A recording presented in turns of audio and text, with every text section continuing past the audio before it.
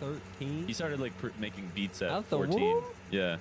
And then like when he was around 20 or something, his friend Cootie started fucking recording him like every day, like everywhere. Like he followed him to New York. He followed him like weird, around. but like Before he was no, even like majorly famous. Yeah, he was moderately.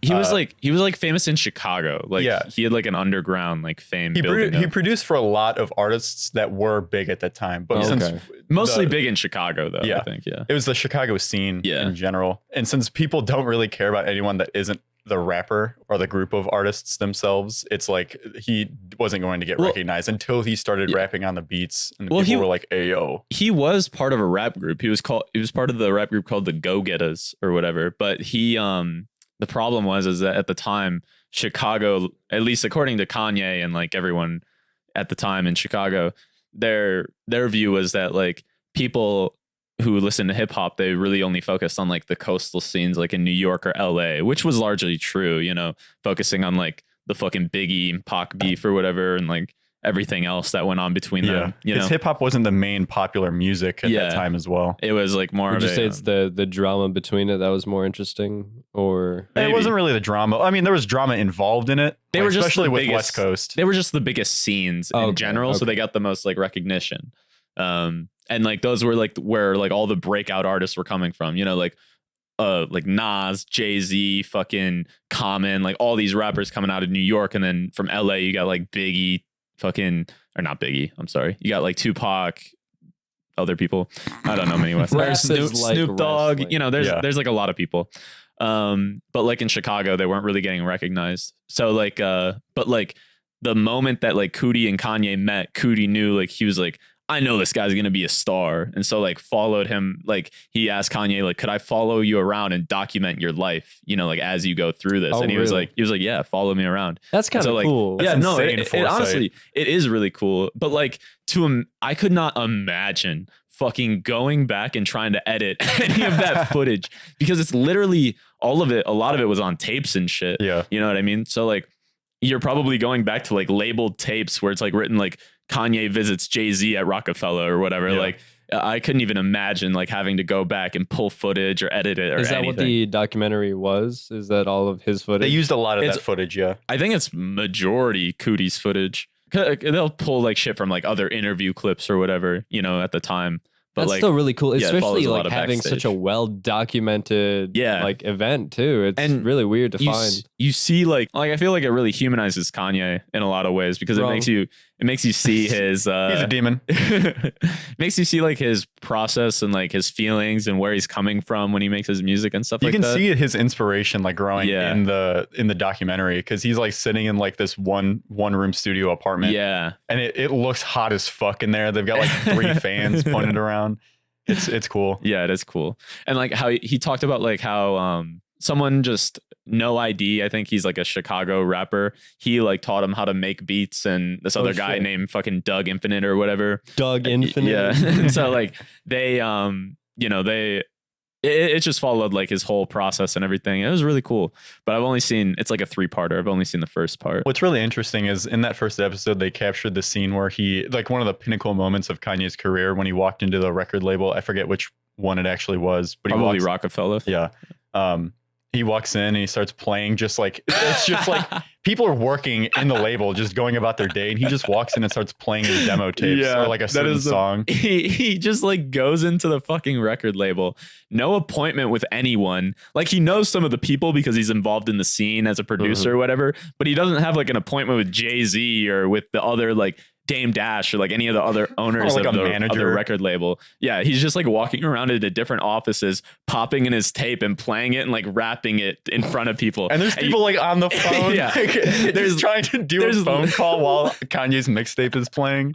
There's literally like a shot of like him rapping and like smiling and being like, you know, just all into it, and then it pans over to like this girl, and she has like the most deadpan face on her, look, just staring at Kanye, and it's like a fucking bit in The Office. But that's like how he got recognized too. Yeah, no, like, do what you gotta do. Yeah, like, it's the grind set for sure. He was grinding. I'm pretty sure that's how he got picked up, because he was doing that stuff. Kind of, because like I think a big reason why he got like recognition is because of his production on Jay-Z, like one of Jay-Z's biggest album or whatever, the what's it well, called? that wasn't the thing that established him as a rapper. I'm saying, yeah, like, maybe not being as a rapper, an artist of himself. Because he was confident in his own rapping ability. He was so confident in his rapping ability that he could go do that. Yeah.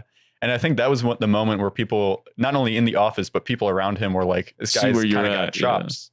Well, he was already a good producer, like you said, but people didn't want to hear producers rap on their own beats because it was something that was kind of just unheard of at the time. How old was he when he was starting to do that? Dude, like 22, 23 maybe. Fuck. He was young as I'm fuck. about to head into the studio. Fuck, what am I doing right now? He was like 20 when he first started like getting filmed by Cootie and like in the Chicago scene. Like he started making beats at 14 and then gained notoriety up until 20. And then around 20 moved to New York or whatever. Okay. It's insane how that shit happens. I mean, even the Lil Nas X's Old Town Road was produced by I think it was some Swedish kid that was just making beats online. And then Lil Nas X was like, you know what, I'll pay for this beat and then I'll make a random country song over it. And it turned out to be like literally the biggest song of 2017. Hell yeah. Dude, could you imagine being that producer and being like, fuck, I should have got a royalty deal. Yeah, he probably got royalties. I mean, Lil Nas X is pretty progressive, so I feel like he definitely got his money. I mean, it all depends because it's like if you are like if I'm like a small time artist, you know, and I go up to this producer and I buy a beat off him for like $20 or $50 or whatever, then I blow up like out of nowhere, you know. It's not like I wrote in royalties because like I didn't assume anything was going to happen with it. But I guess maybe after the fact, you can establish after the fact. Yeah. I mean, with DistroKid and a lot of other like mediums for streaming services, they're pretty good about that. Yeah. I think Spotify is doing something like that too, where they're having the ability to split up the credits like that because they already added the extended credits. Yeah, list. You can see like who actually like went into making the song. You can see like the songwriters and stuff. Yeah, which I feel like is weird because it's really weird. I feel because like when we were in that like rock and soul class or whatever, like the songwriters had notoriety. Like people like there were known songwriters that produced songs for people. But then I feel like a lot of like maybe between like from the 90s to the 2010s, like songwriters weren't really talked about. You know what I mean? Like it was sort of like brushed under the rug.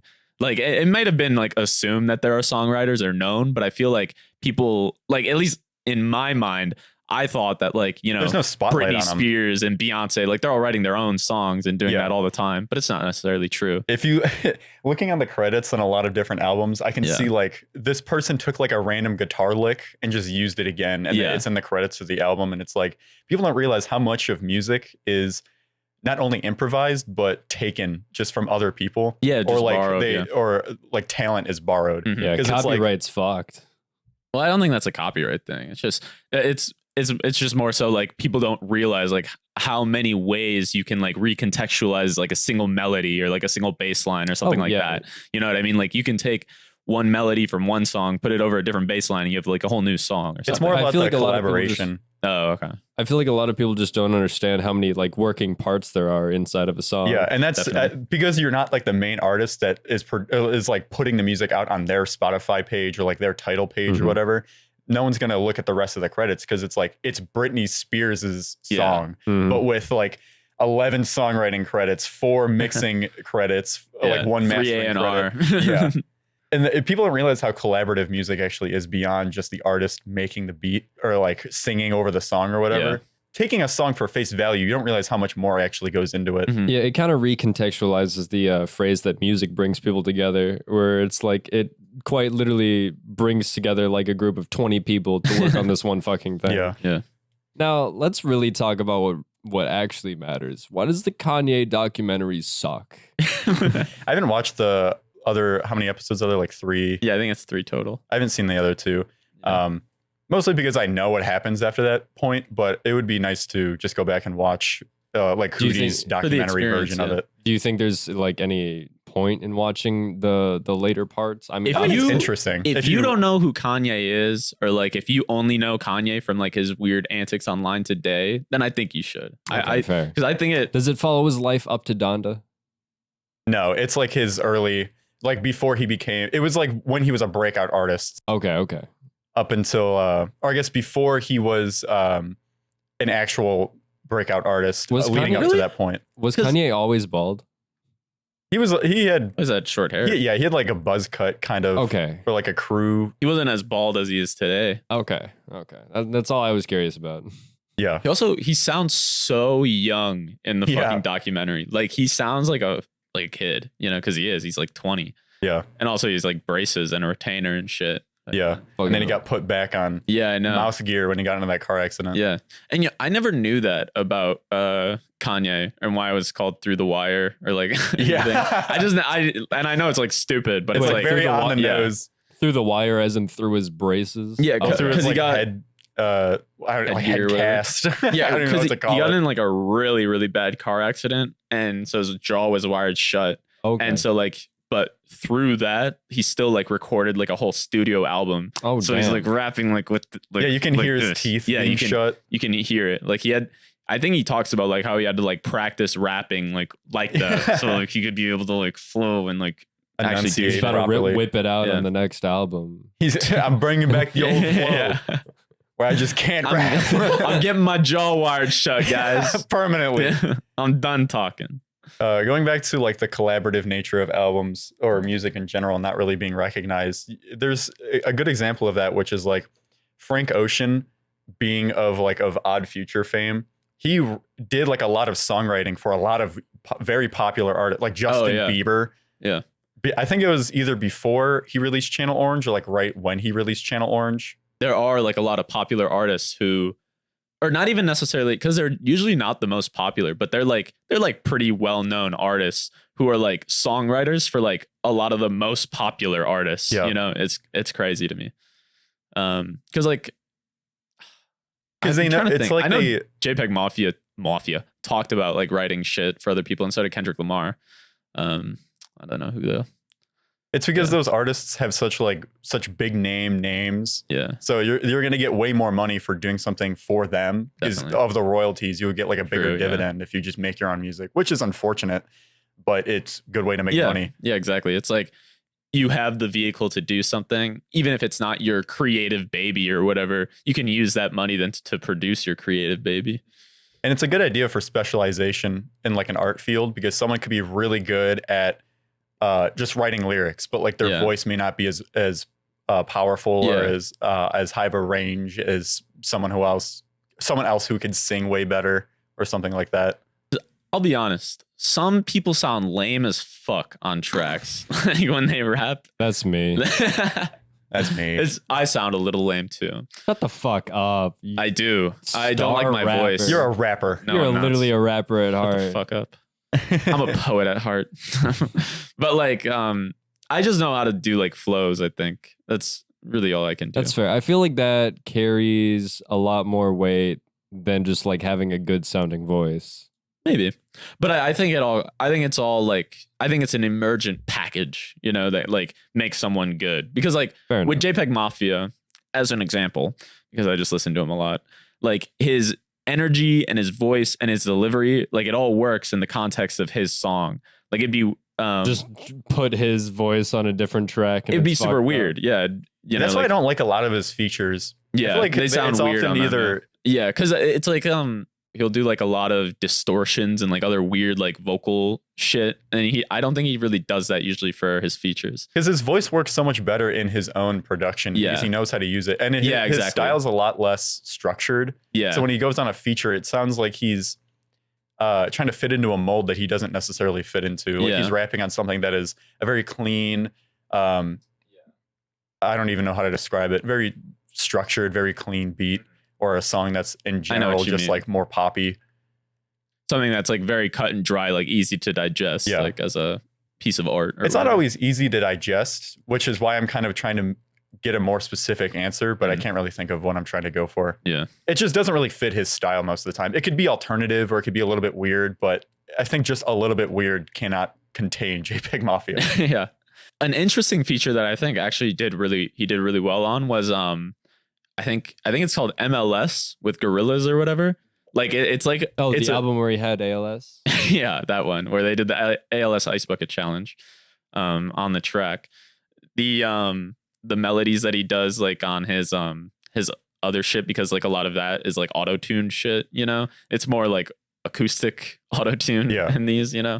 which I think it sounded good. Yeah. But it was like, it felt different than what he usually does. And it worked because it felt like the Gorillaz do interesting things. Like they try to work in different styles. Yeah, different styles and stuff. What do you guys feel about the auto-tune scene? Like how? I think it's pretty interesting because of how much people are working with it now. It's like before there was kind of a stigma against it. Yeah. Especially in pop music, where people were using it more as just like a tool to make you sound better. Yeah, I feel like the stigma comes from low effort auto-tunes. Yeah. I don't even think that it can be. Oh, I think the stigma is against low effort auto-tune just because they're using auto-tune, because I think low effort auto-tune doesn't really make sense to say that it's bad. It's like the majority of like punk music is just people playing like the same chord over and over again. Would you consider that low effort? Because I don't think it's bad. Yeah, I think it's like, it's just a style of music. You know what I mean? Because like I think it comes from like the same point of view where people will be like, anybody can make dubstep. Anybody can make EDM music. You know, you just type some shit into a computer. You know what I mean? Like they think that there's some like, you know, in terms of using like an instrument, like it's like put on a pedestal versus like electronic production. And so autotune falls into that because it's like you can use autotune in a lot of different ways to just make your song better. You know what I mean? But nowadays, it's more so for like an interesting effect or something. Something I will say is T-Pain was ahead of the game. He was ahead of the game. Yeah, I know. But now everybody's using auto-tune. Yeah. And also what's crazy is that T-Pain has an incredible voice. Like it's actually insane. And that's something that people don't usually realize, is that you have to still be able to sing at least somewhat to be able to auto-tune well. Because if you're hitting in between notes, it's gonna sound like it's gonna sound like the computer's fluctuating between the notes that you're trying to hit. Yeah. And it just sounds like a goat. Yeah, garbage. Unlike T-Pain, who is actually the GOAT. Yeah, he's a great singer, but he just uses auto-tune as like an artistic tool. And I think he does a lot of songwriting for other artists as well. Yeah. He streams now too. Yeah. Yeah, I know, it's insane. He's just making beats all day. Especially with like hyperpop coming up nowadays. That's like the main tool that they're using. Or is it auto-tuned, or is it just sped up, pitched up? It's a whole bunch of shit. Yeah. It's like a very high flanger or chorus effect, distortion, maybe some bit reduction, auto-tune, like three of them maybe. The flanger. Yeah, of course, the flanger. Yeah, hold up. I just got to colon crunch my audio real quick. Auto-tune vocals are really hard to get right too, because there's so much nuance that comes out in your voice in auto-tune. And it just you can hear it way more if you're fucking up. Like if you don't go to a note right away, or you fluctuate, or you're just not hitting the correct note, it's going to sound a little off. So it's like, it's less of a tool nowadays for correcting your pitch or correcting your singing, and more of just like an effect that you put on your voice. Yeah, I'm going to pitch correct this entire podcast episode to see. I want to see how that sounds. This will be awful. We're in C at all points. Welcome to the Pitch to C episode the monotone of the Null cast. Thought Podcast. Welcome to the NULL Podcast. My name is Zane. My name is Anthony. I'm Alex. Oh, wait, yeah, that's the intro. Yeah. Forgot we didn't do that. Hey! Welcome to the worst podcast on the internet. Beat. How do you feel like the fallout has been with your group of friends now that we make fun of you for it? I just think it's funny for the most part. Yeah, I really don't. Because I know who I am. You guys project weird shit onto me. Like what? Yeah, such as? That I'm a foot fetish freak. I don't need them. Okay, they need me. The feet need you. He's actually what stage of denial was that? No, it's a kink. Okay. We're having a Family Guy there right now. This whole episode is just callbacks to other episodes. Yeah, the reminiscing. Cut to episode 1. So I recently started a full-time job, as I've stated before, and it's working in an office is really something that I've thought about like my entire life. Not really like wanting to get into it, but just something that I'm like, I know I'm probably going to end up here because of like the career path that I chose. And being here is really kind of funny to me because of how many stereotypes and like common occurrences that people make fun of in the office that I see literally every single day. Like no one talks to each other other than like the good morning, Bill. Oh, good morning, Tony. And then they just go about their business doing shit. Hell yeah. I don't want to fucking talk to other people. Yeah, that's how I would describe the kitchen as well. It's like the people they hire at my company are all like super nice, but like when you go into the kitchen, all it is just like the most polite, antisocial people you have ever met. Like they desire zero interaction, they have zero confidence in themselves, and they do not wish to speak. And like I'm all for it. Well, there's a reason why they're working in the kitchen. They don't want to work fucking front facing. Yeah, I don't blame them. And something that I've noticed too is my work. The power goes out very frequently. And since that sounds awesome. Since most of our work is like accounting and like business oriented, like marketing, and then like the engineering team all doing stuff online, it's very tough to do any work when your power is out. Really? So just really. This past week the power went out again, and it was me and the other two like youngest coworkers. It was like two 25-year-olds. Okay. We were just sitting there like on the bench outside waiting for the power to come back on. And it was really nice talking to them because it was like people that I don't, it's like people from you work don't converse with them. Yeah. I mean, they sit really close to me like in the office, but I have no means of communicating with them. I'm not going to be like, hey, so what are you doing after work today? Oh, I do that shit all the time. I'm not afraid to just like lay on hands. Well, I would want to lay on hands. Sorry, I was thinking of the D&D spell, but actually now that I say it, it sounds much worse. You're thinking of common communication and D&D spells. You're like, I need to ask this person for something. Command.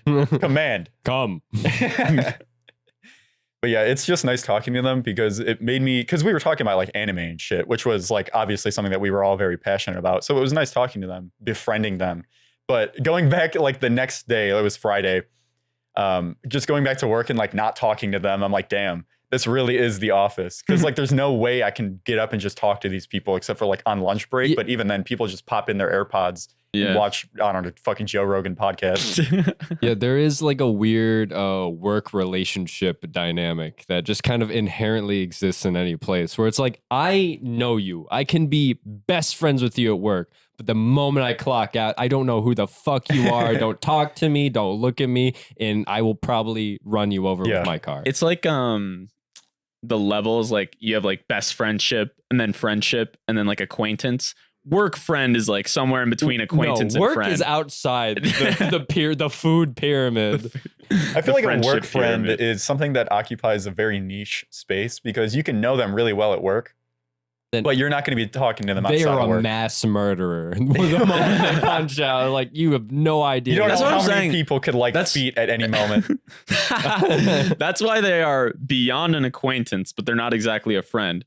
You talk to them like day to day most of the time, but like because like when I think of an acquaintance, that's someone that I had a class with in high school, and like I see them maybe like once a month now or something. You know what I mean? Like versus like a work friend, it's someone I see every day. I might talk to them every day. And there's some level of friendship there. So it's more than an acquaintance. That's what I see. I make the disconnect there where an acquaintance is someone that I would see quite often. But I really don't really care to know them as deeply as like being a friend. Yeah, I would say like a work acquaintance or a work friend is something that is a little bit less than an acquaintance in my personal life. Okay. Or we all have differing definitions of what. It's not really something that it's not like a value wise I'm judging it on. It's just how close I actually am to them. That's yeah. Work friend is above acquaintance, but work acquaintance is below acquaintance. Work acquaintance is just someone I go, hey, good morning. Yeah, that's someone who is at work and you know of them. Exactly. Because there's nobody at work that I feel like I shouldn't talk to. I mean, there's people Except that Brenda, that bitch from accounting. There's people that I feel like I definitely would not be friends with outside of work, but there's a level of professionalism that we can have a common ground on where I can just talk to them about whatever the fuck. Yeah, you shouldn't, because until they start getting racist. But yeah, there's a lot of Trump supporters that work in like the technician's office and like shipping and receiving. So I'm a little bit nervous to talk to them because they're like they're like old Gen Xers, so they're like nearly boomer type. I mean, they're like not allowed to bring that shit up at work though. They don't, but I feel like they would. I feel like they're passionate about it. But I feel like I could have a conversation with them on like a professional level. It'd be like, oh, what's wrong with this equipment? And he's like, oh, it's fucking bugging out. It's doing some crazy shit. Some liberal do your shit. job. Zane, you blew up the server. People rag on the engineering team all the time. They're like, oh, come on, smart guy. That's what they're paying you the big bucks for. When the fucking power went out, me and my coworker were just sitting there and someone comes up and they're like, come on, get this shit working. And I'm like, I'm a software engineer. I type commands, dog. Yeah, let me write a fucking Python script to get the internet back up. I'm not touching copper wire. Okay, come the fuck on. Yeah, touching like the open breaker box. Yeah. Yeah, I just imagine like it is hilarious to me the idea of just like this just super exposed copper wire on just like this super advanced like aerospace. Have you guys seen BS? The witch doctor meme on there's an artist called DB Witch Doctor, I think his name is, on Twitter. He makes those really fucked up black and white sketches. Oh yeah, I know. The one that he's kind of famous for is like the exposed nerve ending one where it's like just two block dudes. That's what I imagine touching the copper wire is like. Why the fuck is your power continually going out? It's just the city. It's like not. It doesn't have a good infrastructure, so it goes out. Well, they said that this year particularly is bad because the week that I was interviewing there, the power went out the previous week, and they were complaining about it, saying like, "Oh, what we have to get all these servers back up." Yeah, we're hiring you actually to turn back on the power when it goes. That's out. what my manager said. He was like, "You can help with this shit if you're able to." Like, I know IT stuff. I know how to work with servers a little bit. So he was like, you can help out. And I was like, okay, cool. Turn it off and turn it on again. Yeah. That's literally, okay. So like my manager and the person under him were out Friday, like right after the whole power outage went out. So I spent the entire day like in the server room going like, oh God, what the fuck's going on? I'm like on the call center IT support. Like they're like, you got to go to the Wi-Fi box. You got to turn it off and turn it back on again. Do you see the lights? I'm like, yeah, I see the lights. They're on. And he's like, all right, turn it off. And he's like, wait 10 seconds. I'm like, okay, cool. What's next? Like, I could do this in my sleep. Yeah. They think everyone's a boomer in the office, which is fair because most people don't have a lot of internet and computer literacy. Like, literally with servers, the thing is that they're all like they have preloaded, self-sufficient. Well, they like once you set them up, it's all the fucking commands are preloaded. Yeah. You know what I mean? So it's like you just have to fucking reset everything. Unless there's some crazy shit going on. But that's the problem. Is like as soon as something is wrong, it's like, oh God, something is very wrong. What the fuck is happening? Because it's mostly, like you said, it's not like a outside operated machine. It's supposed to be all operated by itself. That's why there's a whole fucking rack to be able to do everything. A whole slot just used for the computing and processing power. And then like all the drives you can offload to another rack. And then there's like the power source, Wi-Fi card you can put in there. So like you know a lot about this. Like it's your job or something. Loser. Alex, what is the panic attack philosophy? Oh, well, I was smoking. But I was redacted. Yeah, I had to go into Target because Anaya needed like something and she was busy. So I go into Target, but like I'm way too fried. Fried in a Target. Like it was a weird like de-evolution of like my fucking brain essentially, where that I walk into Target and I'm way too far gone and I immediately just like start breaking down. Like I'm looking for this thing that isn't like I've looked through this entire store. I've asked people where it is. It doesn't exist in this store. Certified weed moment. And so I'm in Target for like about an hour, like freaking out of my mind. Why not just leave and be like, they don't have it? Because I'm having a panic attack, asshole. You fuck. But why even panic? When you're high as fuck, anything panics you. You're like, oh God, I can't find the toilet paper. This is biased. I've never really had like a panic attack. Like on acid, I've had some moments that felt like panic attacks, but never ever like on weed or anything. So it's very foreign experience to me. This is probably the worst I've ever had it. But like for the most part, like whenever I feel a panic attack oncoming, it takes me literally like 10 minutes. I just sit down, I think it out. I'm like, what's wrong? And then I just go through essentially the philosophy of me, right?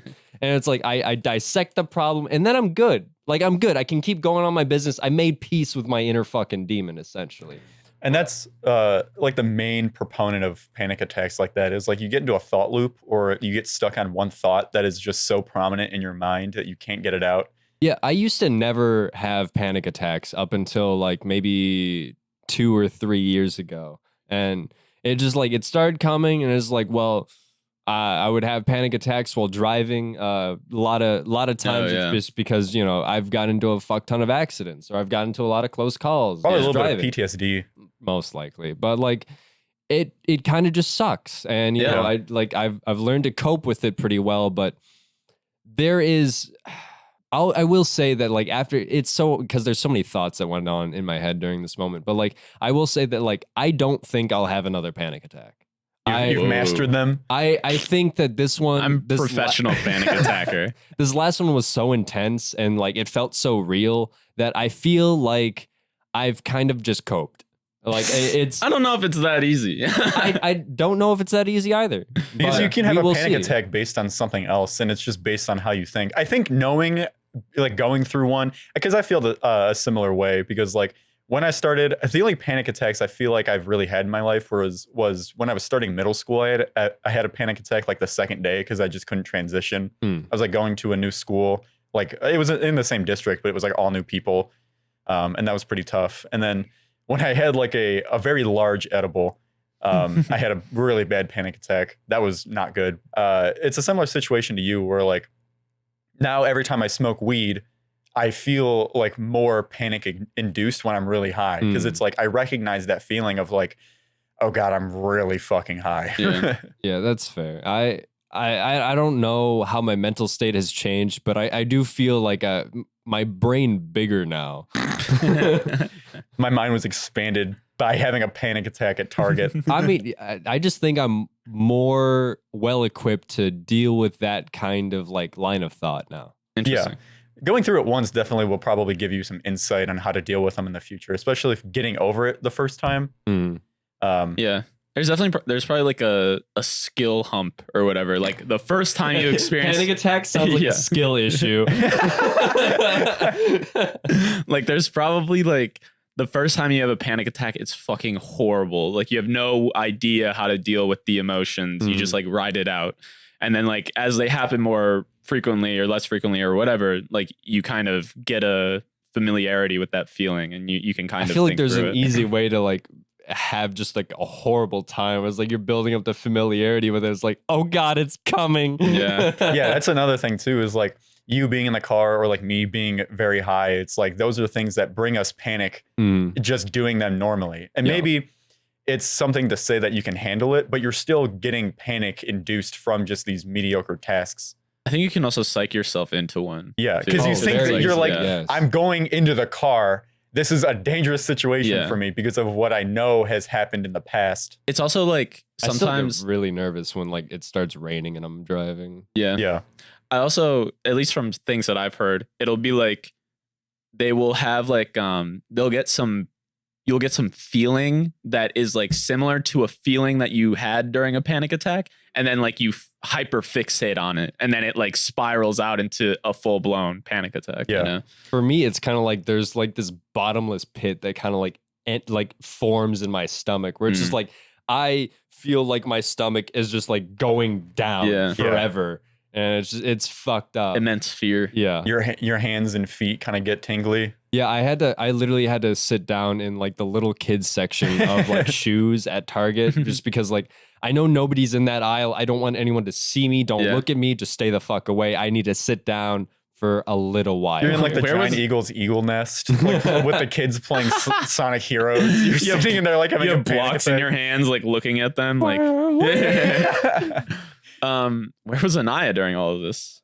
She was at work. Oh, okay. I was sent on an errand, husband shit. Yeah. I thought she was like waiting in the car in the parking lot or some shit. Like just for the whole hour. She's like having a panic attack like, on her own. It's taking a while. Like, oh God. He's usually pretty quick. He's just in and out. My sister had a lot of panic attacks growing up, and she still kind of does. But they were mostly based on the fear of death. And it was like anything that would bring her the idea of death or like things that were dangerous in general would give her like extreme anxiety. And that's something I feel like a lot of people, whether or not they have panic attacks about it, but they still deal with it. It's something that I think is still really common. Yeah. Are you guys? Do you guys think you're more afraid of dying or death? I'm afraid of dying more, but I'm not really afraid of death. I think that's a good distinction to have.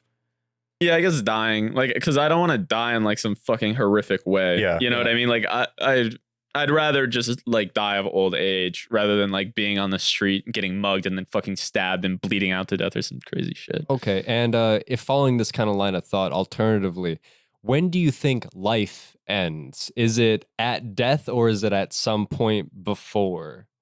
You define life. Well, that is the question. Yeah. When do you think life ends at death, or do you feel that life ends after or before? Like, does life end when your history ends, or does life end when you've given up on continuing? Those are some of the thoughts that I had. Well, it's like, where does life end? Yeah. I feel like with the second part, I'm not sure if I have a total, like, complete answer on that. But No, like, that's fair. Yeah, It's something to think but about. I think like on the second part where you said like, is it where you just like give up or whatever? I feel like it wouldn't be there because it's like, you know, someone is still obviously like alive, like even if they're like miserable and they like want to die, you know what I mean? Like I think personally I would probably define life as like the conscious experience, you know? Like I don't really believe in like a soul or anything. You think giving up is part of that conscious experience, and it's like therefore you perpetuate life by simply existing? Wait, can you like reword that question or ask it in a different way? Okay, so you are saying that you think that life continues even after you have given up on it. Like let's say that. No, I think that consciousness arises from the parts that we have in our brain, right? Mhm. Like the experience that I have right now is due to emergent properties of like every single part of my brain working together to give me the experience, right? So when the brain stops working and like you know there's no conscious experience there, you know what I mean? Like and there's no like ability to have one in the future because obviously like people who are sleeping, they're not having a conscious experience, but they're going to wake up, you know what I mean? Okay. Like their brain's just kind of turned off or whatever. So but like for you, life is a physical experience that is perpetuated by experiencing things essentially physically? I guess, yeah. Because like I don't believe in a soul or like many like immaterial things. Like I think it's possible that like maybe reincarnation exists in some way, but I think that's like it would be a new life in some essence, you know what I mean? Okay. You'd have to go through death to be able to get to that point in the first place. Because like the conscious experience, like we don't know what happens beyond death, and like from our understanding, the conscious experience is null and void once once you get to a certain point. You're experiencing death right now. Yeah. Listening to this podcast. But yeah, I don't know.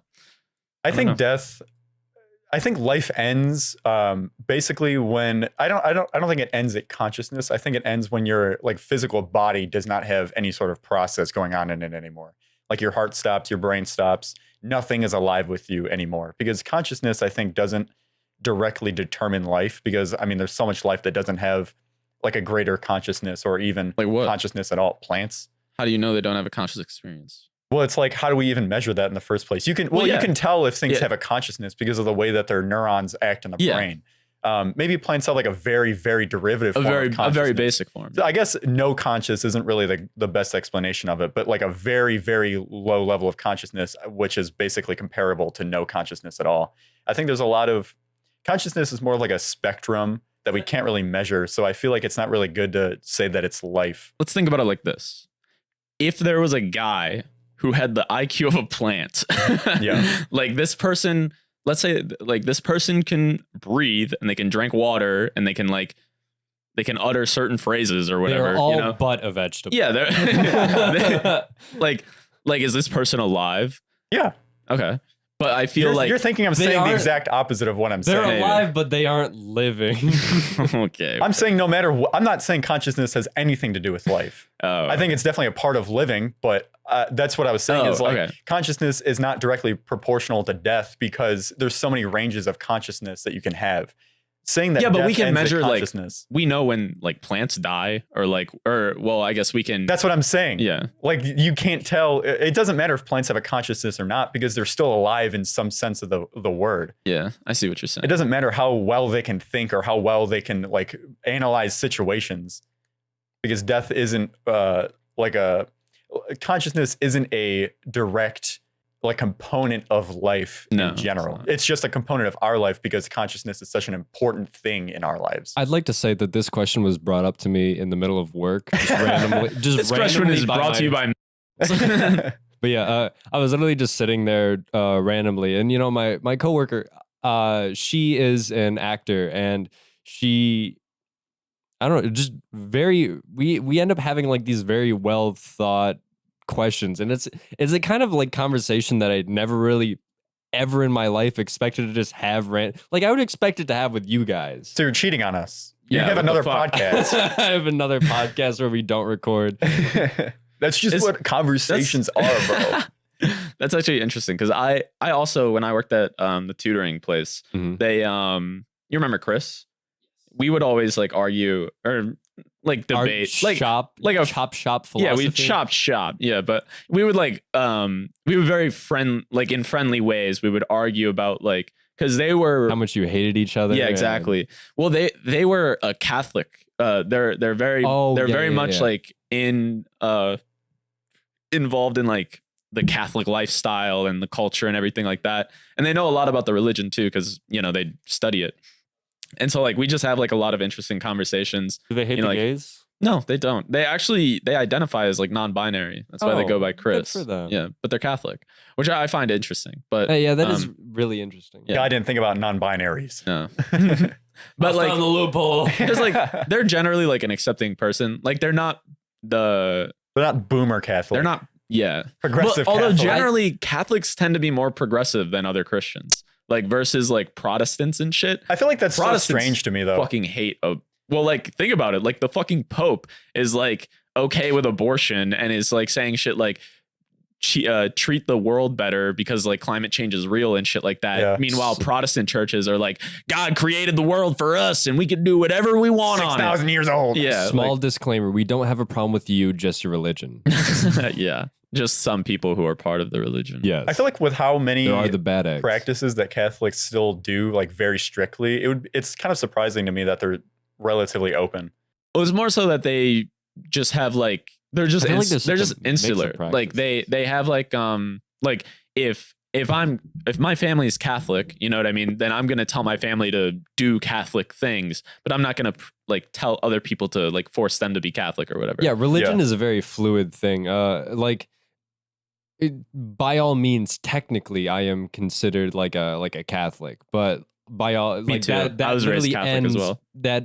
That relationship ends by extent of my family. Will I take some of those like Catholic ideals into maybe my life going forward? Yes, but do I necessarily identify with the Catholic Church? Maybe not.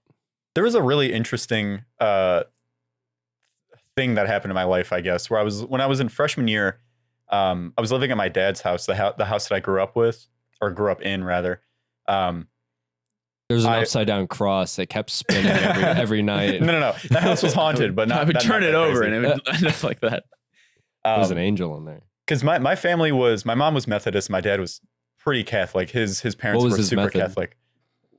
Methodist. When I was born, we stopped going to church and we stopped doing like a lot of very religious activities. So my sisters got a lot more of that than I did. Yeah. Okay. But as soon as I was born, my mom became very sick and my dad had to basically just work all the time. So we didn't really have time to go and practice all the usual things that you do in a religion because I don't know what church we were going to. I think it was a Methodist church. Like 3 times a day facing the sun. No. And there was when I was living there, my dad didn't spend a lot of time there. I was basically just living there by myself.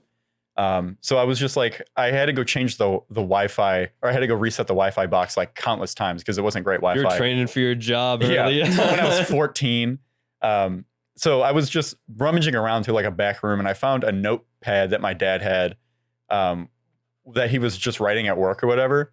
And I I was just reading it and it was really interesting to me because like when he was maybe 30 or 40, he was going through this, I'm outing my dad right now. He was going through kind of a stage in his life where he was raised super Catholic. Like his parents were pretty stern about it.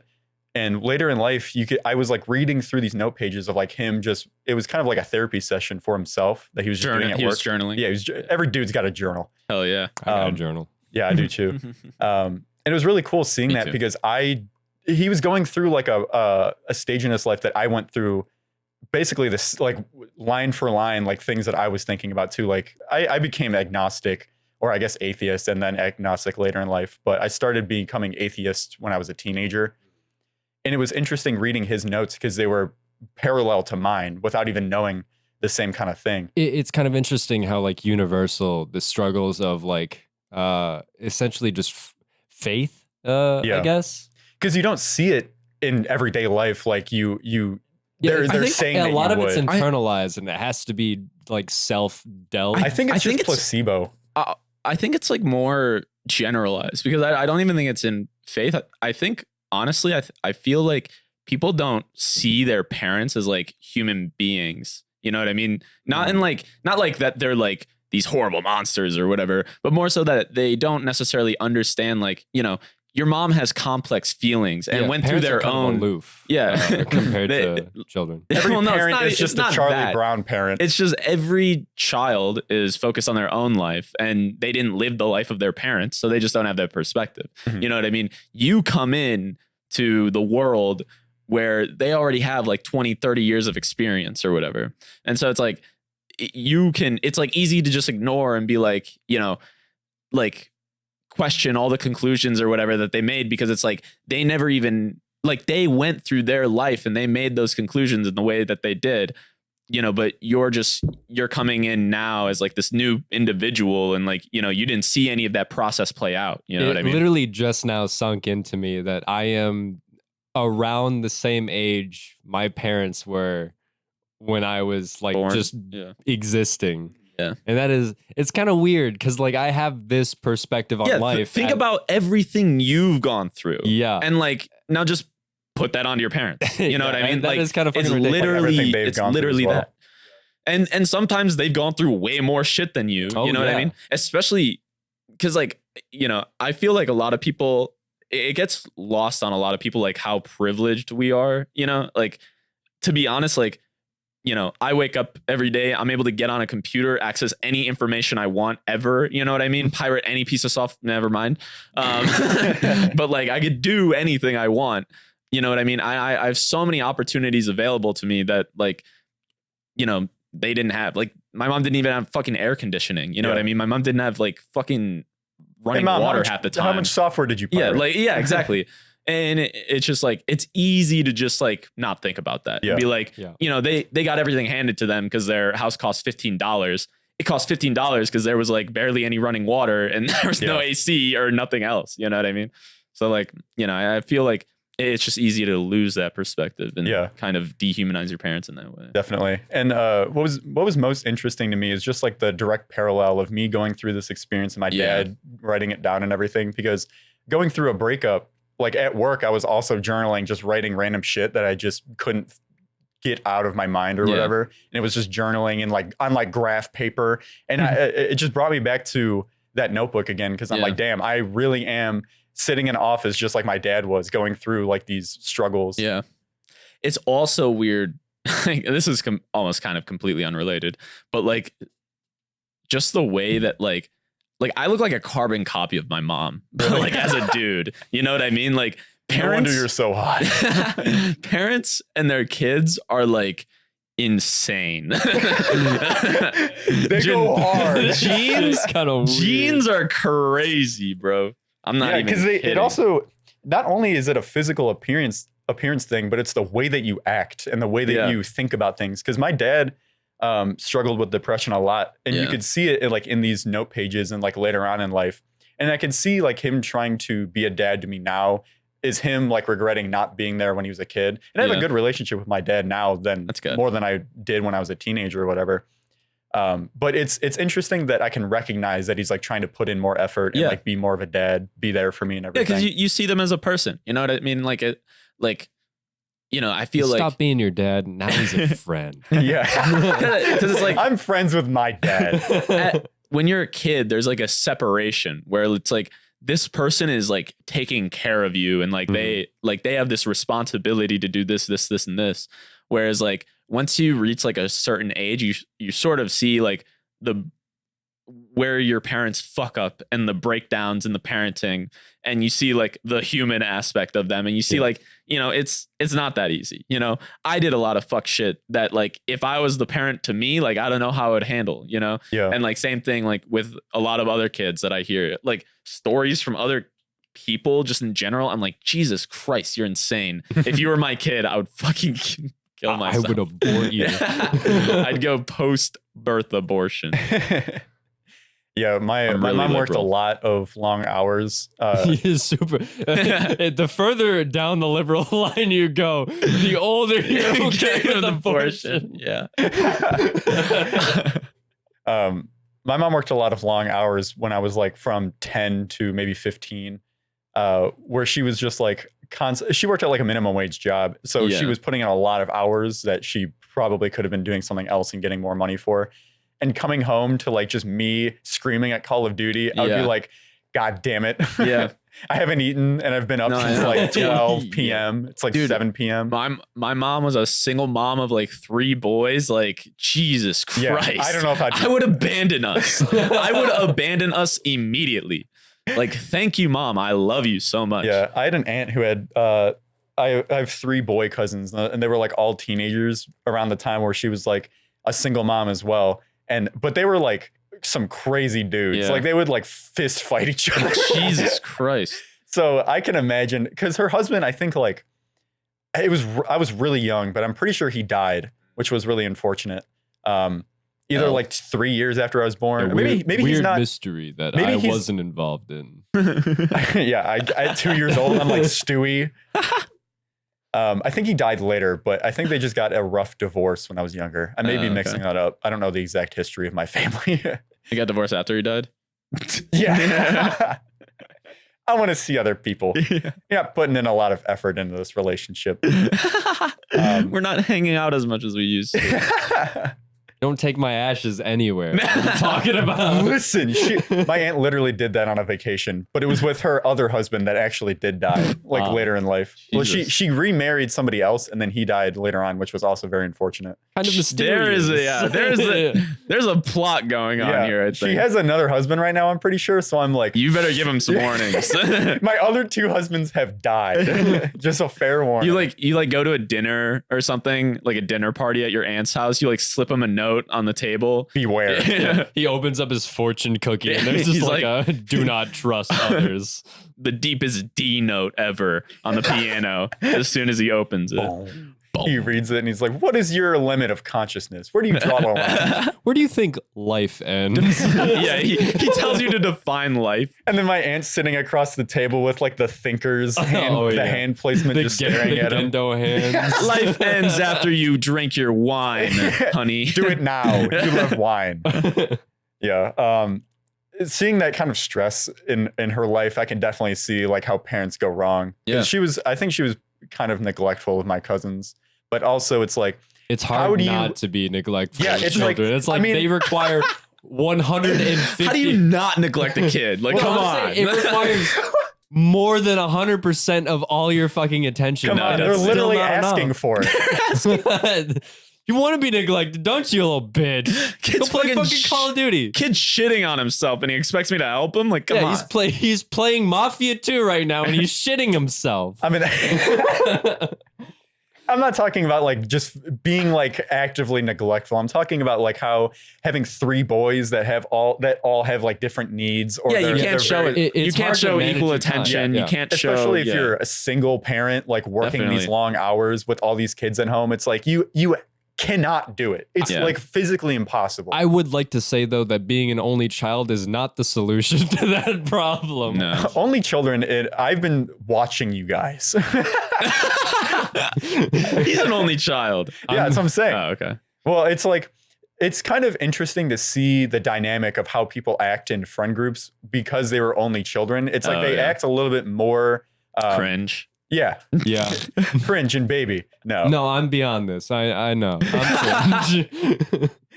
No, I'm not trying to diss people with like no siblings or whatever, but it's like it's definitely they definitely have like a different personality than if you had siblings. And people with huge families have a way different dynamic. They're probably like a little bit more responsible, but also a little bit more it depends on their role in the family. Yeah. Like because a lot of those people with big families, like the older kids had to take care of the younger ones, and that's where they get the responsibility. Definitely. And shit. But also they lose a lot of other freedoms and shit as a young kid. Freedoms is a good aspect of that, because like you have so much more responsibility. You may not even have a social life. Yeah, you're forced to be a middle-aged man at 13. Dude, yeah. That's the thing. Like it's weird because like sometimes they're extremely selfish. Like I'm glad that I'm alive, you know, believe it or not. Cringe. Parents just like use their kids to like do shit. Yeah, I know a lot of fucked up shit about that, because it's mostly younger parents that I've seen do this, where they don't really know how to handle life in general, and they have kids. They pawn it off to their kids. They're not. I don't think they're like mature or responsible enough to have these kind of kids. To be able to raise this kind of family. Yeah. Well, I think one thing that people don't realize is that if you want to make your ideal family, it is so much more of a daunting task than you fucking realize. Like you have to deal with the actual unpredictable entity that is your kid. Life and your kid. It goes back to what Anthony. It goes back to what Anthony said earlier too. Is like where kids don't feel like their parents are actually human beings just like them. It's like the parents, I think, also have that dichotomy. Yeah, there's a disconnect on both sides where it's like you have expectations of each other. Yeah, and one of them is confused. The other one is misunderstanding what they really want to do. And then you end up having just like experiment children. That's the first kid. It's also like the first kid. Yeah. I was going to say, I think there's also like a tradition, like a deep familial tradition of like kids young. Not even that, but like when we lived in fucking feudal times or whatever, people would have like, they would attempt to have as many kids as possible because one, a bunch of them were going to die at childbirth, and two, it made tilling the fucking fields way easier because you had free labor. You breed know what I mean? your own labor. So like 18 kids. Yeah. And I think there's like an aspect of that culture where we have like the idea of everyone in America has to own a home, and like, you know, the idea of the homestead and like your lawn or all this other shit. It's like your kids are your free laborers that are there to fucking till those fields and make sure that it's like, you know, you're doing the Lord's work. That sounds kind of like a really good idea for a porn game. I'm ending the podcast.